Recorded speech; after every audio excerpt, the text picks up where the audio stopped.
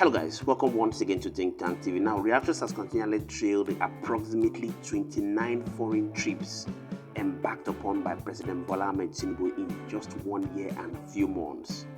As his travel to Saudi Arabia has sparked a lot of controversy. Now, it is believed that the respect and regard given by a nation to any visitor can be seen from the caliber of government official that is sent to welcome that visitor. Information has it that President Bola Ahmed Tinubu was welcomed by the equivalent of a state governor in Saudi Arabia, which has caused many to begin to wonder of a possible disregard for the president of the largest black nation in Africa. I'd like you to disregard every information I've given to you, as I would like us to jump right into Arise News Studio so that you can hear it direct from the Arise News crew comprising of Ebuka Obi, Dr. Ruben Abati, Ayo, and the others. Do well to drop your own thoughts in the comment section. Let's begin what's trending, with reactions trailing President Bola Ahmed Tinubu's visit to Saudi Arabia to attend the Joint Arab Islamic Summit. The president departed the country on Sunday at the invitation of King Salman and Crown Prince Mohammed bin Salman. In a statement by the special advisor to the president on information and strategy, Bayo Onanuga, the meeting is expected to address a number of critical regional issues, with particular emphasis on the ongoing Israel-Palestinian conflict. The statement reads in part: during the summit, President Tinubu is expected to address the ongoing Israel-Palestinian conflict, emphasizing Nigeria's strong call for an immediate ceasefire and the urgent need for a peaceful resolution. Nigeria will also advocate for renewed efforts to revive the two-state solution as a pathway to lasting peace in the region. All right, let's take some reactions, because Nigerians, I think this is an issue that has been in the front burner for a while now, even during the military era. Dr. Abati, correct me if I am wrong. It's one of the reasons why the de facto vice president of General Babangiwa, Ubuti Ibikwe, he had actually stepped down because of this particular issue, whether or not Nigeria is a secular state. Now, this is a fine. He wrote, Nigeria is a secular state. At least the Constitution says so. Nigeria is not in the Middle East. So why exactly was invitation extended to Mr. President? If the situation was reversed, I can bet everything that our brethren from the other side will not take it lightly. Well, I believe Angela, this is a balanced tweet here. Angela wrote, Nigeria is with a compelling Muslim demography. Nigeria with a compelling Muslim demography must be at the summit. Again, being a member of the OIC, her presence is not only desirous but desirable. I congratulate President Tinubu for his state arrival and wish Nigeria, Palestine, and Muslim world a fruitful deliberation. Well, there was another I believe tweet that Bayo Onanuga had posted with President Bola Ahmed Tinubu's entourage there, if you can pull up that tweet. And then he had written that, the president was received, I believe, by the deputy governor of the country. That also, elicited some reactions. Dr. Abati, over to you. Okay, very quickly. Of the Riyadh region, correct. Deputy what is on in diplomatic relations is that presidents are received by their equals. Yes. Or they are received by high-ranking members of the government. When we were in government, some of the people who received presidents were ministers, ranking ministers. But for a deputy governor of a region to go and receive the president of Nigeria, there's probably a breach of protocol there. But the call is for our Ministry of Foreign Affairs to have handled this better. But we don't know the ranking of that deputy governor of Riyadh. Now, that's number one. Number two is that the people who are saying, Nigeria should not be part of an Arab Islamic summit. Well, we're back to 1986. Yeah. In 1986, when the Babangida administration decided to take us to the Organization of Islamic Cooperation, OIC, it was the same argument. People quoting Section 10 of the Constitution, which says that Nigeria, shall not adopt any religion as a state religion. However, the thing to realize is that in an emerging multipolar world, Africa is the last frontier.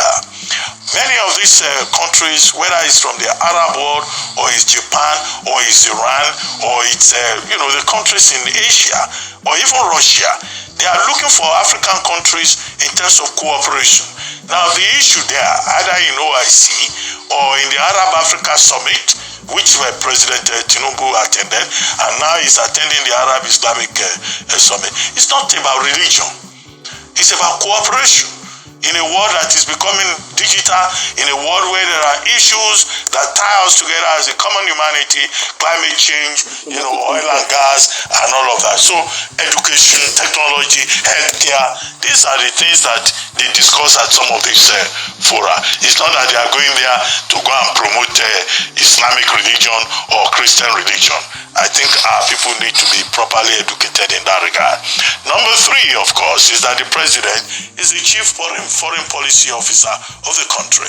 And that's why when he travels, people may complain about the frequency of the travels. About 29 times since he assumed office 19 months ago. But foreign policy is part of his assignment. And he has taken the step to reduce the objections by saying that he has reduced the size of his entourage. They're going to an Arab Islamic summit. I don't think they are going there with an agenda of religion. It's about cooperation. And the world is cooperating. Even Russia is pledging total support to countries in Africa. It's not about anything other than trying to take advantage of whatever opportunities are available internationally. All right, Dr. Bati, you mentioned frequency. 29 times he's gone abroad. I mean, that is the frustration. When I look at reactions on social media, a lot of Nigerians have said, okay, please stay at home.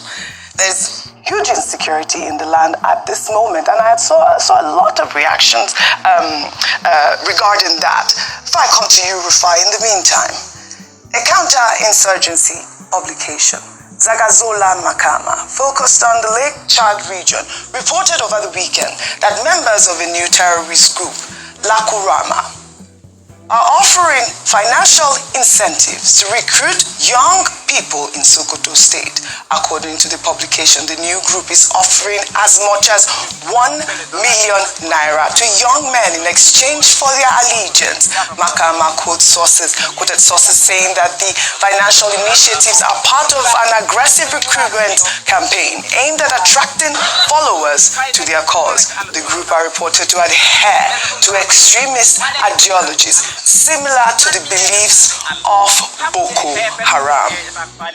Well, we know that over the weekend, the group had killed about 15 people in Kebbi State. Defense headquarters recently declared 9 suspected members of the group wanted. I believe the spokesperson, Edward Buba, had said that, the terrorists were from the Niger Republic, and they came from that time when there was a sort of war or disruption between Nigeria and Niger. Let me take a reaction with this story. This is from Chief Emmanuel, who wrote, "This development is deeply concerning and highlights an urgent need for a coordinated response to counter extremism in Nigeria's northwest. The Lakurawa group's tactic of offering substantial financial incentives to economically vulnerable youth in Sokoto directly targets those who may feel they have few options. This, combined with extremist ideology, poses a serious threat to stability in the region. The presence of individuals reportedly from Mali, Chad, Libya, Niger, and Burkina Faso indicates a transnational dimension to this group, transforming it into a regional security issue. Extremist groups like Lakurawa exploit local grievances such as economic hardship and lack of opportunities to attract recruits, often creating a dangerous sense of belonging for disenfranchised young people. Relevant agencies like the Nigerian Army, Nigerian Police Force, the Department of State Services must increase surveillance and intelligent efforts to monitor and counter this threat. Additionally, Agencies focused on economic development, such as Nigerian Youth Investment Fund, can collaborate to offer alternative pathways through job creation, education, and skill development programs. This joint approach, combining security with socio-economic intervention, can help protect communities from exploitation by extremist groups. I thought that was such an important, message from that Twitter user, especially the last part where he talked about, the collaboration of trying to have this sort of, initiative where you can engage young people in skill work. Okay, so a couple of things. I'll match the stories together. I mean, the great Ochaya, Okiwe, was apt in his rebuttal then. And Okiwe is one of those rare men in Nigeria that decided to say, power doesn't mean so much or the hand to me. If it does go in line with my convictions, I will leave. And he left being, the number 2 man in this country, the great Ochaya. Truth is, it must get to a time, and let's dial back as regards the OIC. It started because of the Al-Hassa fire that happened when Muslim in Jerusalem and the Muslim region said, the Muslim country said, let's have a speaking force. Yeah, right now we're talking about reactions to Tinubu's Riyadh trip. So let's have a speaking force, and they brought a couple of these nations together, Muslim majority nations. Some African countries also joined. But my big question is, why is Africa constantly always being the one to carry the begging bowl around to join almost everything? Nigeria is a secular nation. Let's never forget that, and that's my argument. Yes, they might do a lot in terms of collaboration, trade, and partnership and all of that. But as the name implies, nations that have majority Muslims. And it looks as an optics that is not fair on the other people in Nigeria that are of other faiths. It's just like Nigeria joining the World Christian Association. There's an imbalance there. So please, let us also set that straight. And Africa should stop being a begging bowl. As regards President Tinubu and the governor of the Riyadh region, this was the same Nigeria that when our Prime Minister went visiting Tafawa Balewa in the 60s in America, it was the Vice President of America that came to receive him at the airport. Compare and contrast those time and now. It shows that Nigeria is losing something on the international scene. As regards this terrorist group, Oji, for this terrorist group to even bring out, say they want to give people 1 million naira, then there are people funding them. Yeah. What has the government done to at first block the financial muscle of this group? For every bullet shot, people are buying those bullets. So the government should be able to come in with intelligence, NFIU and the likes to see who are those funding this group. Secondly, use intelligence and drones and everything to swoop in on them. Absolutely. Thirdly, the economic condition. After the Mitisani riots, it was said that if we don't fix the economic condition of the north and some other areas, then we're going to have long-lasting problems. Those problems have come on to roost now. Hernando de Soto famously wrote about the mystery of capital. It was Hernando de Soto's suggestion that helped end most of the war in his native Peru. He said, give property rights and give economic empowerment to the people of a certain area, and the role of insurgent group will stop. Because these people too, we have foot soldiers in those communities because of the economic empowerment. So how can we turn that around? The last tweet has talked about things like empowerment schemes in those areas. Yes. So let's work on this, but most importantly, let's find the money. When a revelation was made in Dubai, I regard people that were funding some terrorist group in Nigeria, till today, those people have not been brought to book.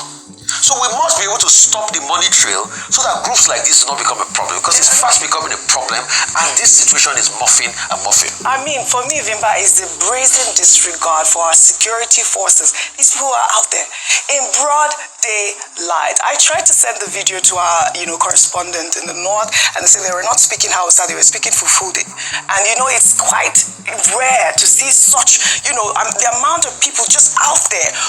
What is the location? Why is it possible for them to be able to do this?